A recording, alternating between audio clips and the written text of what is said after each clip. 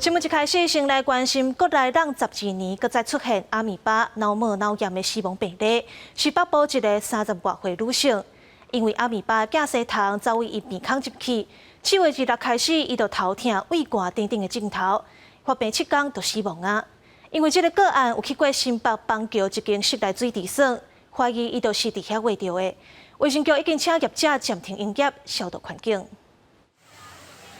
日头正大，天气真正真热，未少民众拢会去游泳池溪边耍水降温。不过耍水的同时嘛要注意，因为新北市一个30多岁女性最近无国外旅游史，7月2日出现头痛、肩胛硬这症头，又有发烧、胃寒、头痛、颔棍痛痛，慢紧接就医。破病前，伊捌去使用室内清水设施，因为病情进展快速，伫8月初伊就死亡。 经过采验，确诊是福氏赖吉利阿比巴原糖感染所引起的脑膜脑炎。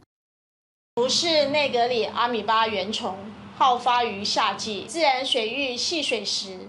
应避免搅动底部池水或淤泥。 疾管署表示，这是最近12年来头一届看，嘛是国内6年来第2个案例。福氏赖吉利阿比巴原糖是井水湖湖村内自然生存的单细胞寄生虫，介意伫温暖的环境，会当伫46°C的环境生存，搁较悬的温度嘛会当短时间存活。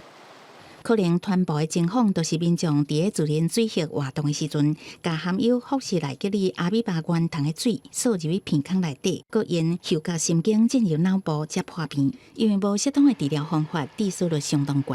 阿米巴原虫其实它必须要专门的单位去做检验，它的诊断比较困难，而且也没有什么公认有效的一个药物可以治疗，所以它的致死率可以高到99% 以上。 新北卫生局已经要求业者预防性停业，也甲进行环境的消毒。目前拢总掌握7月2日至8月初9人客甲工作人员的名单。初步调查，工作人员拢总12人，人客人数630人，会一个一个通知确认健康状况。 裁剪环境检体与水池检体，后续由中央带回检验，以厘清感染源。待业者完成清消后，将再度前往稽查。业者表示，已经找专业的消毒公司消毒，这2天拢会暂停营业。不过业者嘛讲，设施逐天拢有放氯含量差不多伫1.5 ppm 左右，而且其他教练学员逐天拢会来浸水，身体嘛拢无问题。记者综合报道。